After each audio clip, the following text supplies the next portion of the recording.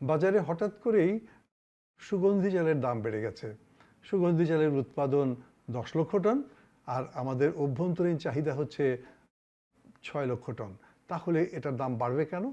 এই দাম বাড়ার পেছনে নিশ্চয়ই কোনো কারণ আছে, এবং সে কারণটি হচ্ছে বাজারে যারা কাজ করেন তাদের কারসাজি। কারণ যেখানে 4 লক্ষ টন উদ্বৃত্ত থাকার কথা, সেই উদ্বৃত্ত চাল বাজারে থাকার পরেও কোনো কারণেই এটির মূল্য বৃদ্ধি হতে পারে না। অনেকে বলছেন যে এটা রপ্তানির জন্য হচ্ছে, কিন্তু রপ্তানির জন্য অনুমোদন দেওয়া হয়েছে মাত্র 40,000 মেট্রিক টন বা 50,000 মেট্রিক টন। তাহলে এগুলোকে সবই অজুহাত হিসেবে দাঁড় করিয়ে আমরা সুগন্ধি চালের দামকে বাড়িয়ে দিয়েছি।